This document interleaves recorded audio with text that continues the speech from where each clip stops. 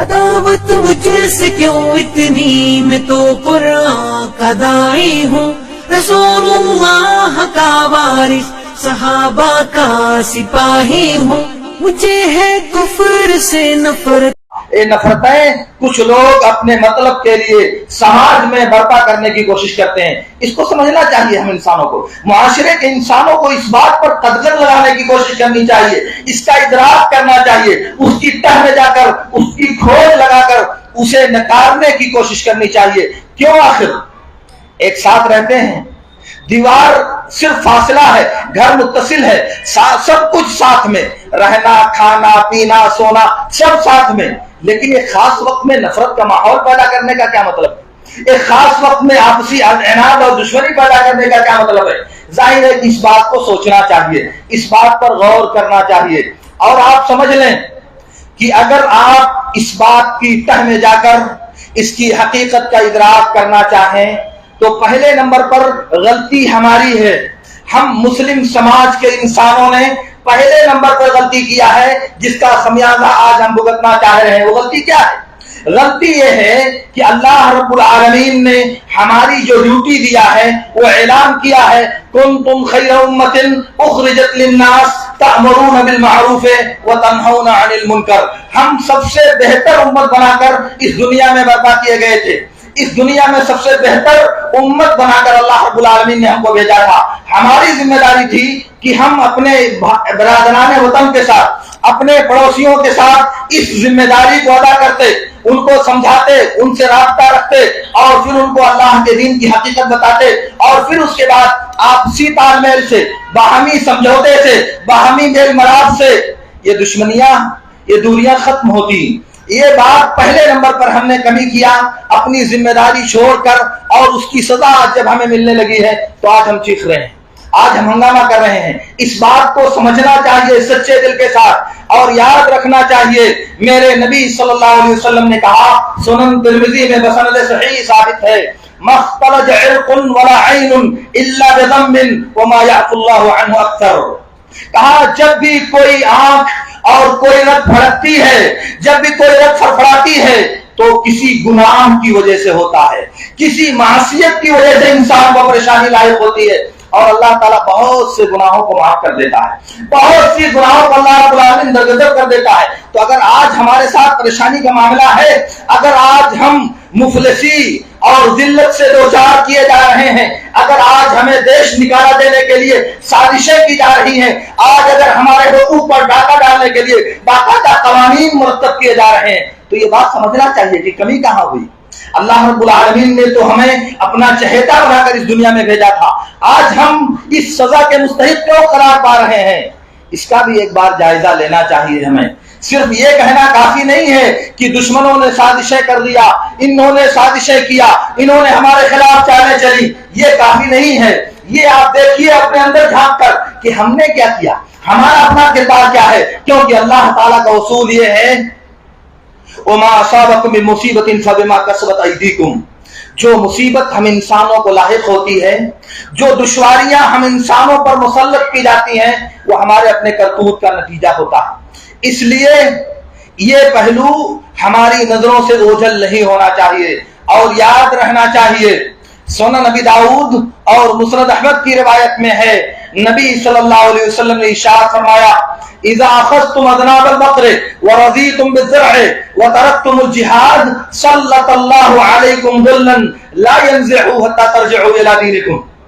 جب تم دین، یہ پوری حدیث کا لمبا ترجمہ ہوگا، جب تم دین کے احکام سے بیزار ہو جاؤ گے، دین سے کنارہ کشی اختیار کر لو گے، اور دنیا میں مست و مگن ہو جاؤ گے، تو اللہ تعالیٰ تمہارے اوپر ذلت مسلط کر دے گا۔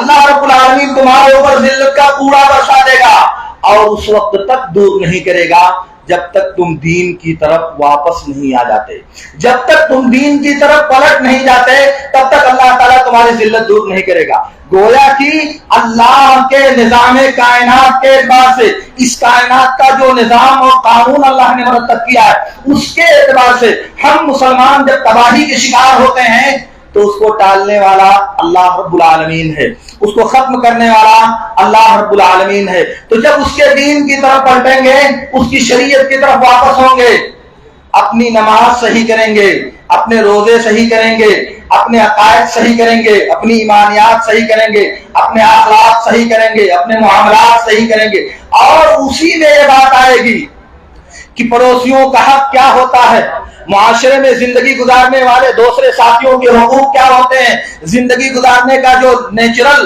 اور شرعی طریقہ ہے وہ کیا ہوتا ہے، اس میں یہ سب چیزیں ملیں گی۔ اور جب ہم اس کو برتنے کے لیے اپنے آپ کو تیار کریں گے تو اللہ رب العالمین اپنے وعدے کے مطابق ہمیں عزت سے دوچار کرے گا۔ اس لیے میرے دوستو، یہ جو معاشرتی ابتری اور یہ جو سماجی پریشانیاں ہمارے ساتھ لاحق ہیں، ادھر چند کچھ برسوں سے جس طرح سے ایک مسلم قوم کو خصوصیت کے ساتھ دوسرے نمبر کا شہری بنانے کی کوششیں کی جا رہی ہیں، ان کے حقوق پر زبردستی ڈاکہ ڈال کر ان کو بے دستوپا کرنے کی کوششیں کی جا رہی ہیں، اس میں ایک بات یہ بھی سمجھنے کی ہے میرے دوستو کہ یہ جو لوگ کرنے والے ہیں اس میں ہمارا کتنا حصہ ہے، ہم لوگ کتنے شریک ہیں۔ کیا آپ یہ کہہ سکتے ہیں کہ ہم کسی طور پر اس میں شریک نہیں ہیں؟ کیا ہم یہ دعویٰ کر سکتے ہیں کہ کسی طور پر ہمارے اپنے لوگوں کی اس میں کوئی بھی شرکت نہیں ہے؟ ظاہر ہے کہ یہ بات غلط ہے، کیونکہ اگر کرنے والے ایسا کر رہے ہیں تو ان کی ہمنوائی کرنے والے ہمارے اپنے لوگ ہیں، ہماری اپنے قوم کے لوگ ان کے دست و بازو بن کر، ان کے نام کی دہائی دے کر ان غیر شرعی اور غیر عقلی قوانین کو سند جواز پیش کرنے کی کوشش کرتے ہیں۔ آخر یہ کیا ہے؟ اگر ہم اپنے دین پر قائم ہوتے تو ظاہر ہے قوم کے ساتھ غداری کرنے والے یہ لوگ یہ حرکت نہیں کرتے، اس جرم کے ارتکاب نہیں کرتے۔ اس لیے ایک بات یہ سمجھنے کی ہے۔ دوسری بات یہ ہے کہ حالات کا تقاضا ہے، ملک کے اور بالخصوص یو پی کے مسلمانوں کی جو صورتحال ہے اس کا تقاضا یہ ہے کہ باہمی گفتگو کا سلسلہ شروع کیا جائے، آپس میں ڈائیلاگ کرنے کا، ایک دوسرے کو سمجھنے کا یہ سلسلہ قائم ہونا چاہیے۔ اور جب تک آپ یہ دوسرے سے بات کرنے کا سلسلہ نہیں شروع کریں گے تب تک آپ کی حقیقت کسی کو معلوم نہیں ہوگی، تب تک آپ کی سچائی لوگوں کو پتہ نہیں ہوگی، آپ کے دین کی سادگی کے بارے میں، آپ کے شریعت کے کمال کے بارے میں، آپ کے دین کی ساری انسانیت کا خیر خواہ ہونے کے بارے میں لوگوں کو معلوم نہیں ہوگا، اور جب تک معلوم نہیں ہوگا تب تک وہ آپ کی ہمنوائی نہیں کر سکتے۔ اس لیے دنیا کو یہ بتانے کی ضرورت ہے۔ آپ کہیں گے کیوں بتانے کی ضرورت ہے؟ اس لیے کہ میڈیا، ذرائع ابلاغ اور دنیا کے تمام میڈیا مشن میں آپ کی شبیہ کو، آپ کی شکل کو خراب کر کے پیش کیا جاتا ہے۔ بعض جگہوں پر جو ناجائز اور ظالمانہ حادثات ہوتے ہیں، بم بلاسٹ کے، خودکشی کے، استشہادی کارناموں کے اور جہاد کے نام پر جو گنڈا گردی کی جاتی ہے، ان واقعات کو لے کر مسلمانوں کی طرف منسوب کیا جاتا ہے۔ مسلمان چلاتا ہے کہ نہیں ہمارا اس سے تعلق نہیں، ہم لوگ اس سے مجرم نہیں ہیں، لیکن میڈیا ہے کہ وہ اپنی راگ الاپتا ہے۔ دنیا کے کسی بھی کونے میں کوئی انسانیت کچھ واقعہ ہوتا ہے، انسانیت سوچ کوئی حادثہ ہوتا ہے، دنیا کے کسی بھی کونے میں کہیں بھی کوئی دہشت گردانہ حرکت کی جاتی ہے تو میڈیا کی انگلیاں پہلے مسلمانوں کی طرف اٹھتی ہیں، کیونکہ ان کا ایک سوچا سمجھا ایجنڈا ہے، ان کا ایک سوچا سمجھا ایک پروپیگنڈا ہے، اور اس کے علاوہ کچھ نہیں۔ تو یہ بات دنیا کو باور کرانے کی ہماری ذمہ داری ہے کہ ہمارا دین، ہماری شریعت اس کو جائز نہیں کہتی، ہمارے دین میں ان غلط حرکتوں کی کوئی گنجائش نہیں ہے۔ ہمارا انسان یہ کہتا ہے کہ جس نے ایک انسان کو ناحق طور پر قتل کیا اس نے پوری انسانیت کو قتل کر دیا۔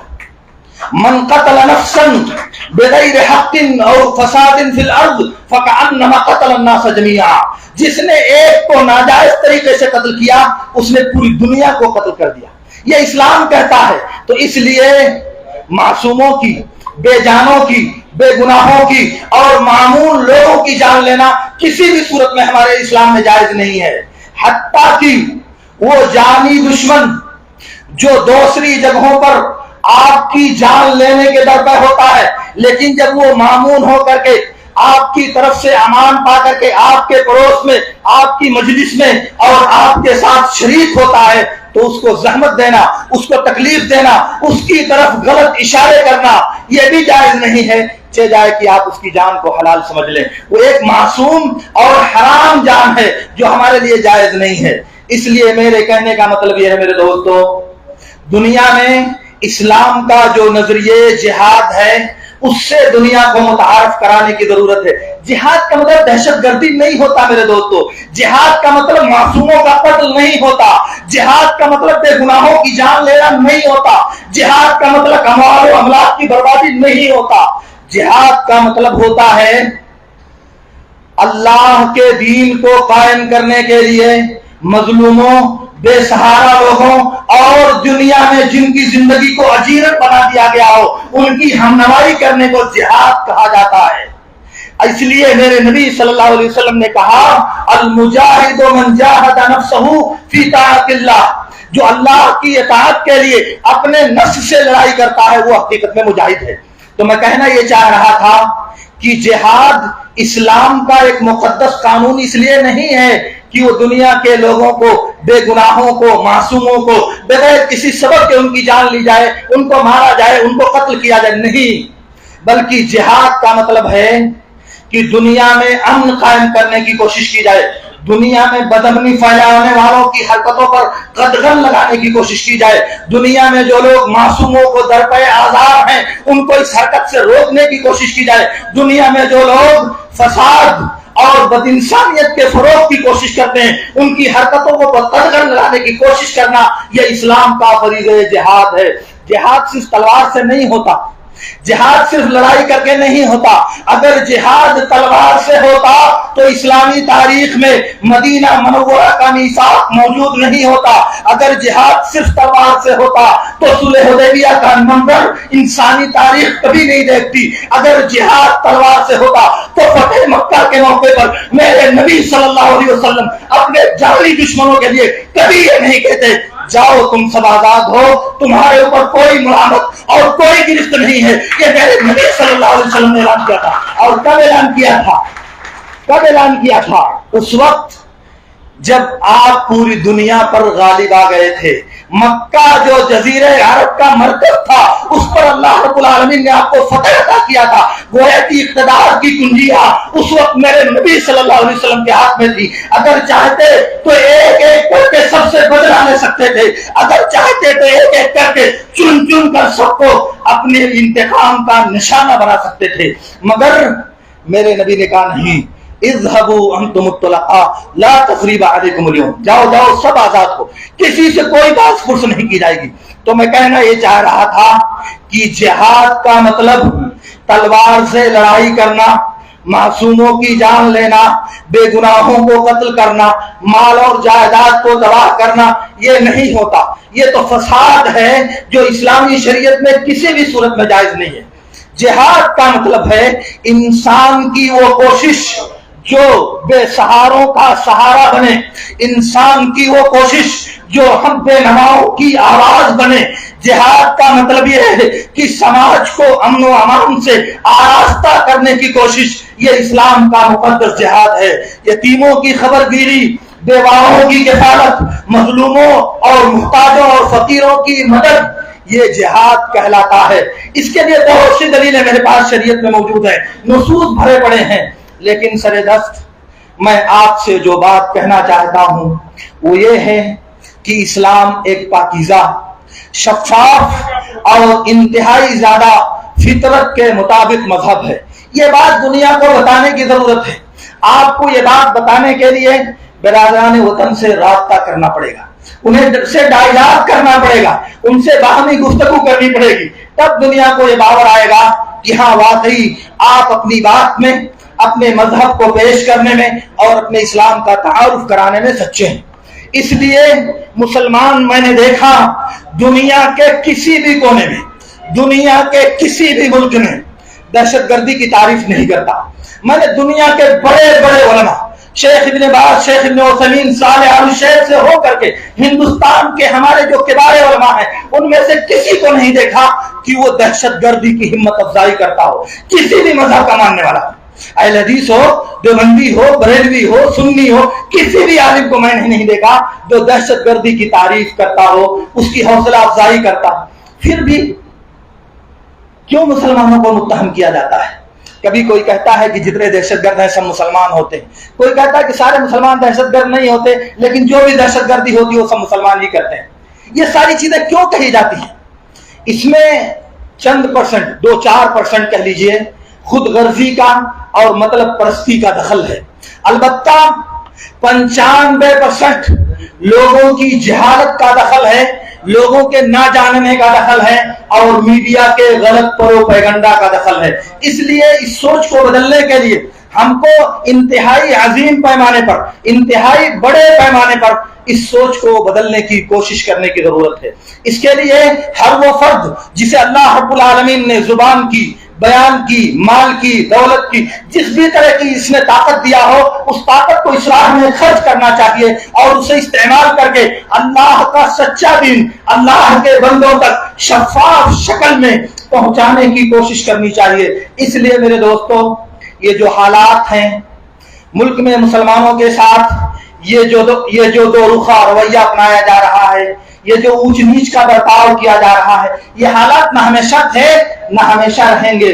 इसलिए इन हालात से, मेरी आखिरी बात यही है, इन हालात से मुसलमानों को घबराने की जरूरत नहीं है, मुसलमानों को बददिल होने की जरूरत नहीं है, मुसलमानों को मायूस होने की जरूरत नहीं है, बल्कि तारीख से सबक लेते हुए खुद को इस्तिकामत के साथ दीन पर कायम रखने की जरूरत है। अल्लाह की शरीयत पर अमल करने का अज़्म लेकर अपने आप को जिंदा रखने की जरूरत है। वरना अबू बकर सिद्दीक रज़ी अल्लाह ताला अन्हु जब खलीफा बनाए गए और मुर्तद्दीन और मानिईन ज़कात का मसला पैदा हुआ तो ऐसा लग रहा था कि अब इस्लाम को दुनिया से मिटा दिया जाएगा, क्योंकि मुसलमानों की तादाद जजीरे अरब में महसूर थी और आधा से ज्यादा जजीरे अरब बददीन होकर के खलीफे वक्त के खिलाफ बगावत पर आमादा है। हालात बहुत अबतर थे, उसका नक्शा मगर आपके सामने खींचूं तो बात मेरी लंबी होगी, लेकिन उस वक्त मुसलमान बहुत परेशानी के शिकार थे। और फिर उसके बाद में जब मुद्दईयान नबूवत का सिलसिला हुआ, मुसैलमा कज़्ज़ाब के बाद दूसरे लोग नबूवत का दावा लेकर के उठे, तब भी मुस्लिम समाज में एक अजीब इर्तिआश पैदा हुआ, एक अजीब परेशानी की कैफियत पैदा हुई। और फिर उसके तकरीबन 600 साल के बाद जब तातारियों ने आलम इस्लाम पर हमला किया तो उस वक्त पूरे आलम इस्लाम में मायूसी के गहरे बादल छाए हुए थे और उस वक्त कहा जा रहा था कि तातारी दुनिया में नाकाबिल शिकस्त हैं, कोई इनको शिकस्त नहीं दे सकता। गोया कि आलम इस्लाम ज़हनी तौर पर, फिक्री तौर पर अपनी शिकस्त तस्लीम कर चुका था और ऐसा लग रहा था कि ये तातारी दुनिया से इस्लाम और मुसलमानों को खत्म कर देंगे। और दूर क्यों जाते हैं, 1947 की बात आप देखिए, 1947 में जो हालात पेश आए, उसके बाद मुसलमानों की जो सूरत हाल थी, उनकी जो बेबसी, आजिज़ी और दरमादगी थी, उसको भी देखिए। मेरे कहने का मतलब यह है कि अल्लाह ने इस्लाम की फितरत में लचक दी है, अल्लाह ने इस्लाम की फितरत में लचक दी है। ये इतना ही उभरेगा जितना कि दबाओगे। इसलिए इस्लाम के मानने वाले हम मुसलमानों को हालात से मायूस होने की जरूरत नहीं है, हालात से नाउम्मीद होकर हाथ पैर बांध कर बैठ जाने की जरूरत नहीं है, बल्कि अल्लाह ने जो हिदायत दिया है, अल्लाह रब्बुल आलमीन ने जो तालीमात हमें बयान फरमाई है, उन पर अमल पैरा होकर हालात का मुकाबला करने की जरूरत है। सब्र के साथ, सुकून के साथ और ईमानी बसीरत के साथ और ईमानी हौसले के साथ हमको इस पर अमल करने की जरूरत है। और याद रखें, हालात बदलेंगे, वक्त बदलेगा, मौसम बदलेगा और वो सारी चीजें बदल जाएंगी जो आज वजह तकलीफ बनी हुई हैं, जो आज परेशानी का सबब है, कल अल्लाह रब्बुल आलमीन इनको जाहिर करेगा और जरूर करेगा। ये अल्लाह रब्बुल आलमीन का वादा है। इसलिए मेरी आप सबसे गुजारिश है कि आप इस्लाम के पैगाम को दूसरों तक पहुंचाने के लिए जो कोशिश करते हैं, वो कोशिश कर सकते हैं, वो कोशिश आपको करनी चाहिए। आपको हौसला रखना चाहिए और हालात के जब्र से खुद को मजबूर बनाकर, हालात के दबाव में आकर खुद को मायूस बनाकर जिंदगी गुजारने से आपको परहेज करना चाहिए। इसलिए मेरे दोस्तों, आपसे मेरी गुजारिश है कि आप ये बातें सुन करके, आप ये बातें समाअत करके अपने दिल में एक अज़्म करें, अपने दिल में एक हौसला करें कि अल्लाह के दीन के लिए हमें कुछ करना है। अल्लाह के दीन को बरतर करने के लिए, अल्लाह की शरीयत को दूसरों तक असल शक्ल में पहुंचाने के लिए हमें कुछ करना है। आपकी जो पहुंच है, आपकी जो इस्तिताअत है, आपकी जो कुव्वत है, उसके एतबार से आप अज़्म कीजिए, आगे बढ़िए, हिम्मत कीजिए और कदम आगे बढ़ाइए। अल्लाह रब्बुल आलमीन आपकी हमनवाई करेगा। اور اب آخر میں ان تمام لوگوں کا انتہائی زیادہ مشکور ہوں. اللہ رب العالمین ان لوگوں کو جزائے خیر سے نوازے جنہوں نے اس شاندار پروگرام کا انعقاد کرنے کی کسی بھی طرح کی کوشش کیا ہے، کیونکہ یہ پروگرام حالات کا تقاضا ہے. اس طرح کی ملی ہوئی مجلسیں حالات کا تقاضا ہیں، اس لیے انہیں منعقد کرنا گویا کہ وقت کی نبض پر ہاتھ رکھ کر خود کو آگے بڑھانے کا حوصلہ دینا ہے. یہ ہماری قوم کو ہمت دے گا، حوصلہ دے گا اور انہیں زندگی کی گزرگاہوں میں بہتر انداز میں گزرنے کا سلیقہ سکھائے گا. اس لیے اللہ رب العالمین ان تمام لوگوں کو اس کا بہترین بدلہ عطا فرمائے جنہوں نے یہ پروگرام منعقد کیا ہے. اس لیے میں کہتا ہوں جزاکم اللہ تعالی خیرا وآخر دعوانا ان الحمدللہ رب العالمین.